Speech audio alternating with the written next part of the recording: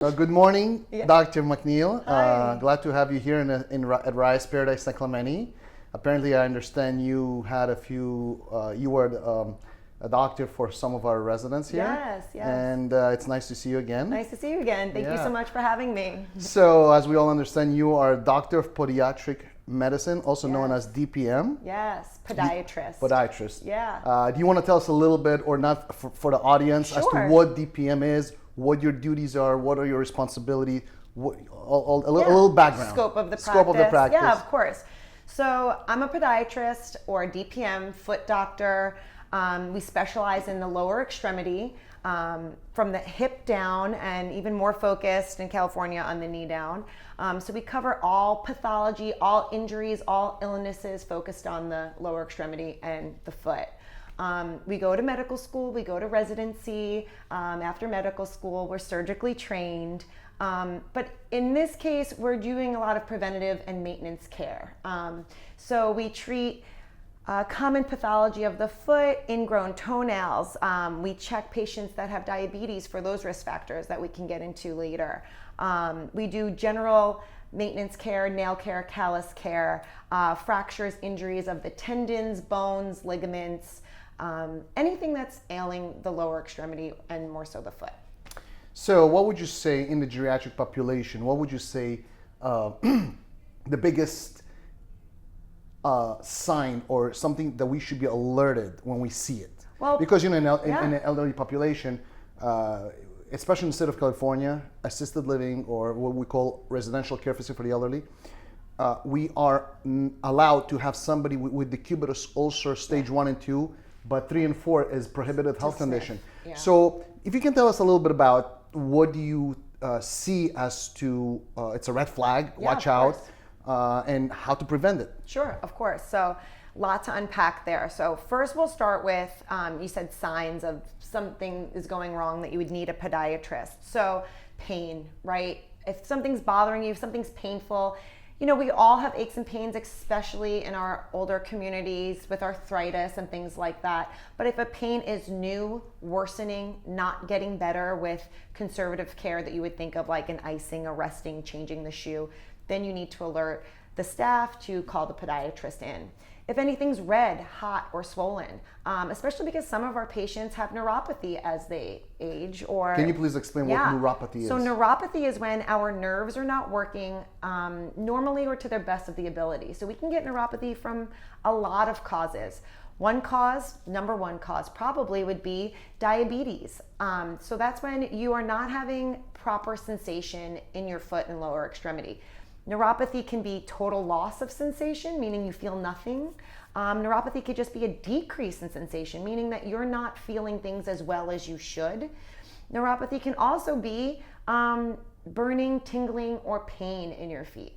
Now, our podiatrists are trained to test for neuropathy. We have different tools in our kit to help to stage, grade, and assess neuropathy. When we find a patient with neuropathy, we alert the patient and family and staff and say, hey, this person is not feeling things as well or in the same way that they should be. So we use our other senses. Inspection. So we look, we make sure that we wear white socks so that if there is a cut, blood, or drainage, we can see that on the white sock where you wouldn't see that on a dark colored sock like black or something like that. So inspection. So if we lose one sense of our, sensation, then we start using inspection with our eyes or the help of a caregiver. So I would say neuropathy is a big issue in our aging population, and that can contribute to the occurrence of a heel decubitus ulcer. So as you mentioned, ulcers, a heel decubitus is on the back of the heel, often happens from resting Pressure. in bed or pressure or a wheelchair and not moving. So if we see signs of that, early signs, we can really prevent that with just improving habits and improving the, coaching and saying, I think that your shoe is making a pressure point here. Maybe you need to, a new shoe or change of a different type of shoe, or we need to change our shoes out, wear a slipper for an hour and then switch back in. Or if you're walking, wear this, and if you're resting, wear this. We have different recommendations for positioning when in bed, positioning when in your wheelchair. We can help you adjust that and look for those things. So that would also be part of the inspection. Let's see, we were doing heel decubitus, neuropathy. Yeah, so you mentioned in your thing, you mentioned neuropathy. Yes. So let's say you do diagnose an individual with a neuropathy, and I know there's different levels and grades of neuropathy, but is it reversible? Is it curable? Is it treatable? So neuropathy, as far as we know, is not reversible. Treatable, some stages, especially if you're having that pain, burning, and tingling. There are medications, both topical and oral, to help with that pain. Now, the complete loss of sensation, when it's caused by diabetes or long-standing alcoholism, sometimes can cause that as well, or other metabolic issues, vitamin deficiencies, or other systemic conditions. Those are hard to reverse. So that is usually something that once we diagnose, it's really more management going forward. Got it. Interesting. So no more alcohol. Within reason. Yes. We could check your feet and see. So that actually leads me to the next thing, and I see that actually happens also in the younger population. But I do see a lot of elderly population with discolored nails. Yes. And that usually attributes to fungus. Yes. Or fungal infection. Of course. Yes. And I know fungus, it's very hard to treat. Yes. Because stubborn. It's very stubborn because they're both same cells as we are, so it's hard to target. Yes, it is. And the nails are very slow growing. So there's a couple of things. Let me get on my fungus But before you get podium. to that. Sure, let me know.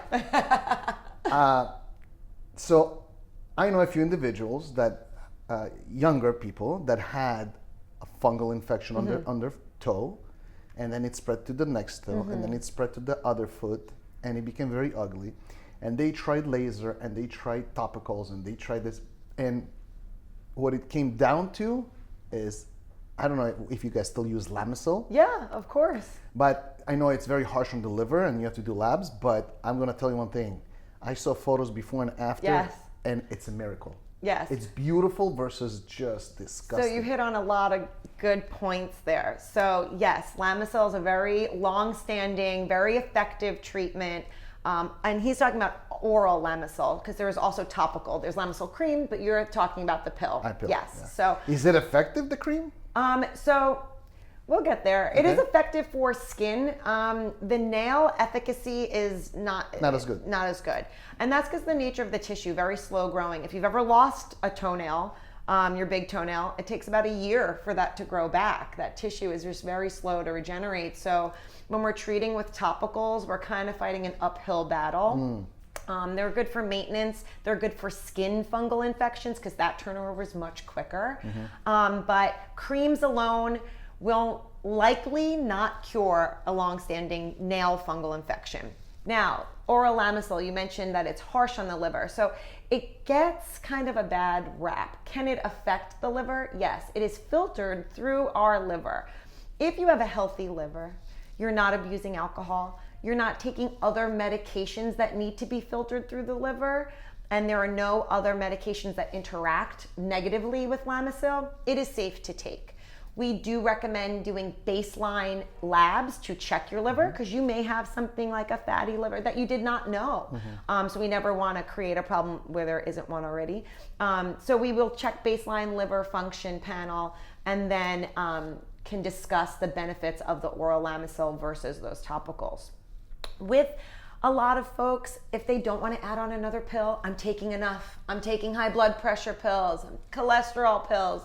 I don't really mind that my nails look ugly, but they're thick, they're brittle, and I can't trim them myself. An option that we provide is just at-risk foot care, routine foot care. So for those fungal nails, a podiatrist would come with special tools to be able to tackle those thicker, brittle, hard to treat nails. And they go into sort of a maintenance program of where we're just maintaining, we're not curing that fungus, but we're preventing ingrowns, preventing the nail from lifting off, and just kind of keeping them where they're not causing an issue or discomfort or pain. So how do you avoid? Let's start about Okay. how to avoid a fungal infection to start with. Yeah, so fungus is all around. It's environmental. Yeah. It's out there.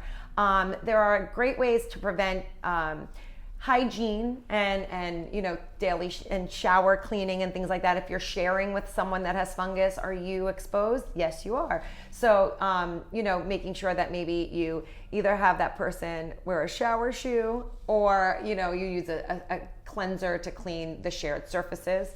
Or if you notice you notice some scaling skin, some itchy skin, or a little discoloration of your toenail, starting at the beginning is key, because those topicals, those nail polishes, those solutions, those creams are effective in the beginning. Mm-hmm. It's when they've moved, like you said, from toe to toe to toe. That's too late. When they get really dark yellow and really kind of disformed looking, that's when the creams and the solutions are too far. It's too far gone for those.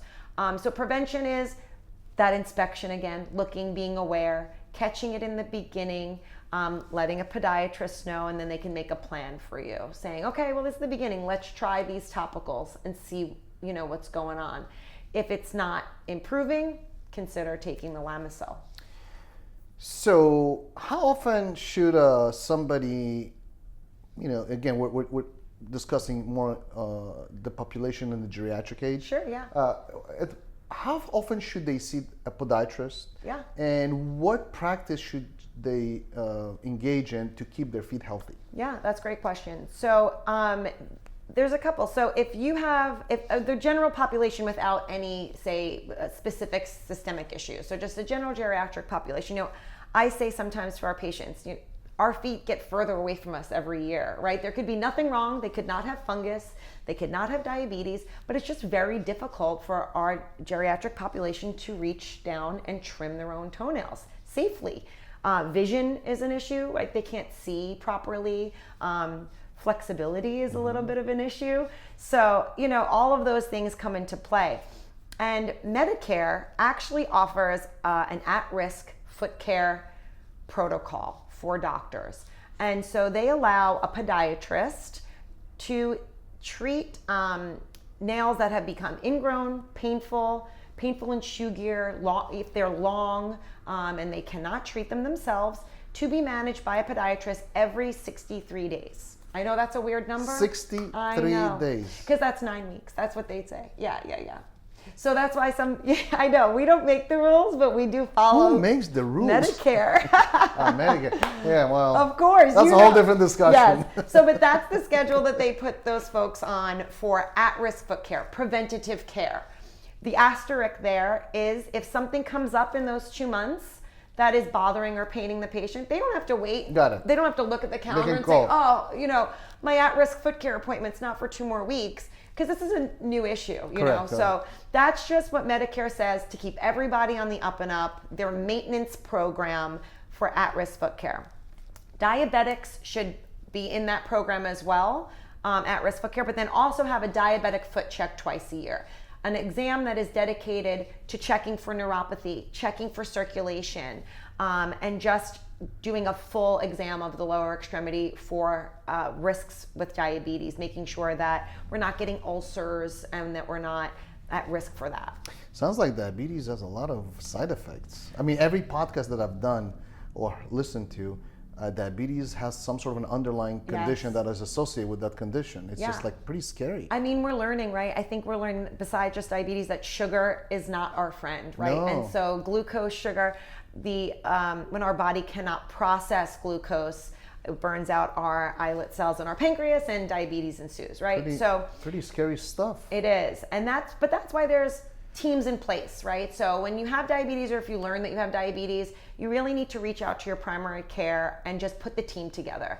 You'll likely have to visit a kidney doctor, an eye doctor, a foot doctor, and your primary care doctor way more than you wanted to, but it's all prevention. And lucky for your residents, we're mobile, so you don't need to come to us every 60 days or every 6 months. 63 days, or every 6 months for your checks. We come to you. So we're a fully mobile, full service podiatry practice. And our docs can perform treatments, perform procedures, and diagnose and treat all spectrums of foot pathology. Speaking of mobile podiatry, you will show us Yes. a little later what kind of a setup when you come to a facility Yes, or my an assisted mobile living. office. Your mobile office. Yes, so I will show you. we will do that after this, and we will show it to you guys. So, all right. So now let's jump into how you guys get reimbursed. Okay, sure, yeah. That's an important thing. Yeah.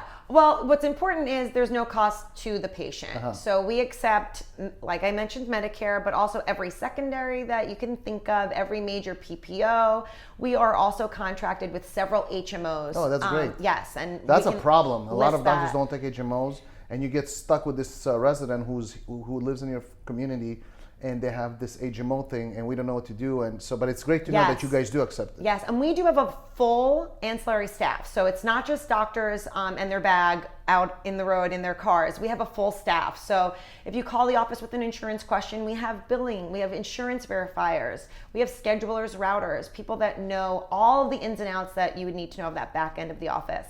And if there's a plan that we're not on, we very well may try to get on it for you. So you just let that office know. But the big HMOs, especially in Southern California, we are contracted with all of them. I don't want to asterisk all of them because I'm not the insurance verifier, but we are contracted with a bunch of HMOs because we do know that that is an attractive option for our seniors. It's less expensive. It's all inclusive. So it's very convenient the fact that you come to us rather than us going to you. Right, so correct. It's very and convenient. all of that is verified before that doctor is showing up. There's never going to be a situation, well, I should never say never, I never say always, but there will not be a situation where this doctor is showing up and looking to collect payment from your senior family member or or the patient. That is all coordinated with either the patient, the caregiver, the POA, all of that prior to the doctor showing up. And so it's just about the patient's health and the care. Perfect. Now, you come to see a resident and you see that or patient, and you see the individual needs something that cannot be handled on premises, and you have to take them, I don't know, to your office, something. Is this something you guys do, or you refer out, or I don't know, maybe they need hospitalization for whatever reason? Right. Yeah, of course. How does that work with your practice? Right, of course, because there are going to be limitations to what can fit in my bag Correct. and what we can do in your home, of course. So yes, so in the event that something needs hospitalization, we will address that, let a caregiver know, call the family and say, this needs an emergency room, the local emergency room. If it's something that just needs to be treated in a more standard procedure room or practice, then we have referrals in the area. We've been in this area for a long time, in Southern California for a long time.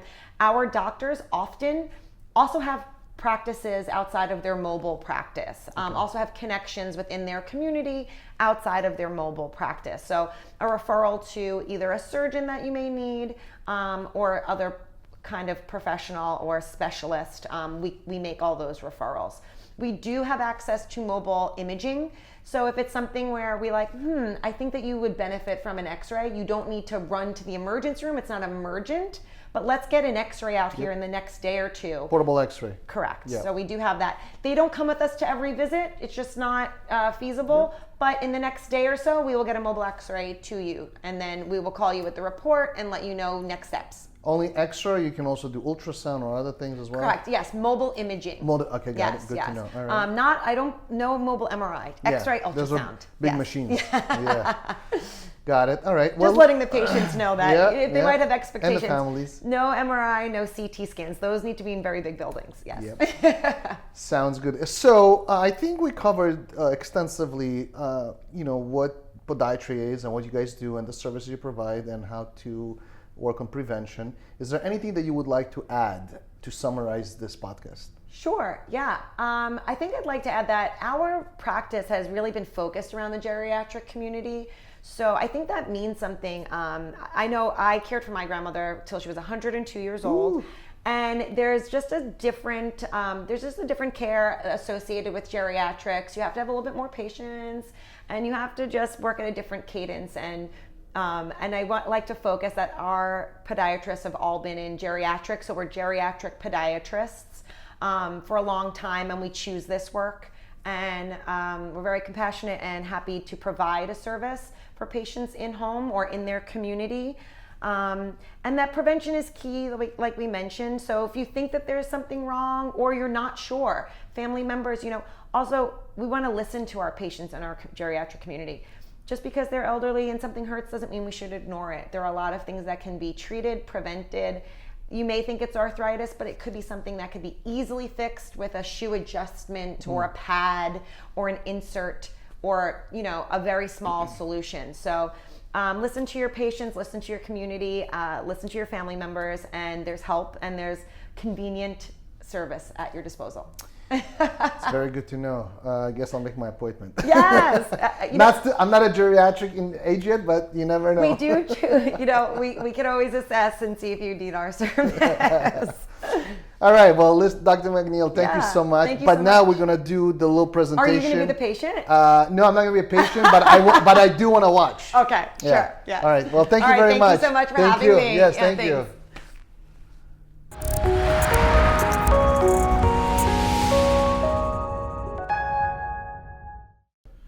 I'm Dr. McNeil with Anywhere Foot and Ankle Care, and I'm going to show you a little bit of our setup when we come to visit you. All right, so we bring everything that you need for your visit. This is my chair. This is where the patient's foot will be. Fully adjustable. And this is everything I need in my kit. Our mobile office.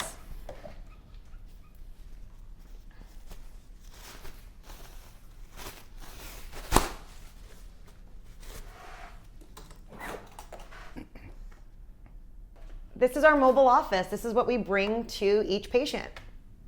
So, Dr. McNeil, this is what somebody would see in the room, right? Yeah. Tell us what you have here. Tell us the procedure. Yeah. So, you mentioned neuropathy earlier, and we talked a lot about neuropathy. So two of the tools that we use to diagnose and assess neuropathy, one is our Semmes-Weinstein. So let me show you that.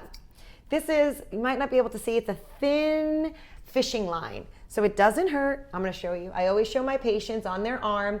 It's a light touch. It's just a fishing line. And if you can feel that when I'm touching on your foot in certain areas, you can feel anything. So we assess how many points you feel, how many points are absent, you do not feel, and you get a grading system. If you can feel this light touch, it's safe to say that you will feel anything that's dangerous, stepping on glass or a pin or a shoe irritation. So this is our protective sensation indicator, our test for that.